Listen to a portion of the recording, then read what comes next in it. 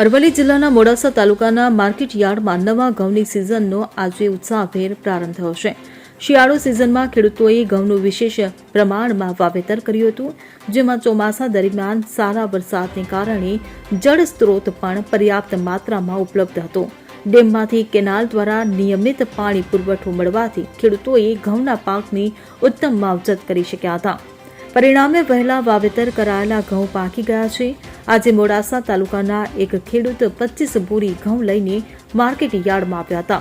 Market યાર્ડના સત્તાધીશોએ સિઝનના પ્રથમ ખેડૂતનું કુમકુમ તિલક કરીને ઉષ્માભેર સ્વાગત કર્યું હતું. હરાજી પ્રક્રિયામાં ઘઉંનો ભાવ પ્રતિ મણ ₹625 નોંધાયો હતો. પોષણક્ષમ ભાવ મળતા ખેડૂતના ચહેરા પર ખુશી જોવા મળી હતી.